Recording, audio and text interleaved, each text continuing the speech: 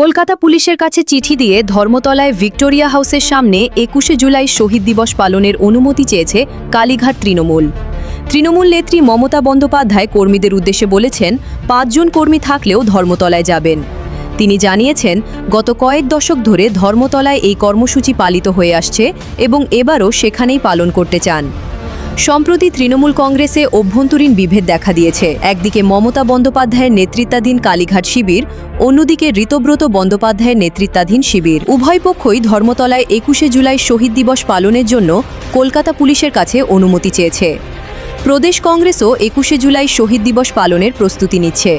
তারা শহীদ মিনার এলাকায় কর্মসূচি করার পরিকল্পনা করেছে। কংগ্রেস জানিয়েছে, এই কর্মসূচির মাধ্যমে শহীদদের প্রতি শ্রদ্ধা জানানোর পাশাপাশি সংবিধান রক্ষা, ছাত্র যুবকদের ভবিষ্যৎ সুরক্ষা, শ্রমজীবী মানুষের পাশে দাঁড়ানো এবং মূল্যবৃদ্ধি ও বেকারত্বের বিরুদ্ধে তাদের অবস্থান পুনর্ব্যক্ত করা হবে।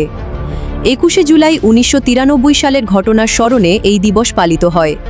সেদিন পুলিশের গুলিতে ১৩ জন যুবক প্রাণ হারিয়েছিলেন। বর্তমানে পুলিশ কোনো সিদ্ধান্ত জানায়নি। অনুমতি মঞ্জুর হলে কোনো পক্ষ কোথায় কর্মসূচি পালন করবে তা এখনও স্পষ্ট নয়। কালীঘাট তৃণমূল কলকাতা পুলিশের কাছে চিঠি দিয়ে ধর্মতলায় ভিক্টোরিয়া হাউসের সামনে ২১শে জুলাই শহীদ দিবস পালনের অনুমতি চেয়েছে। মমতা বন্দ্যোপাধ্যায় স্পষ্ট বলেছেন, মাত্র ৫ জন কর্মী থাকলেও ধর্মতলায় যাবেন তারা। গত কয়েক দশক ধরে এই জায়গাতেই কর্মসূচি হয়ে আসছে, এবারও সেখানেই চান তিনি। কিন্তু জটিলতা বেড়েছে। মমতা শিবিরের পাশাপাশি ঋতব্রত বন্দ্যোপাধ্যায়ের শিবিরও একই জায়গায় অনুমতি চেয়েছে। অন্যদিকে প্রদেশ কংগ্রেস শহীদ মিনারে কর্মসূচির প্রস্তুতি নিচ্ছে।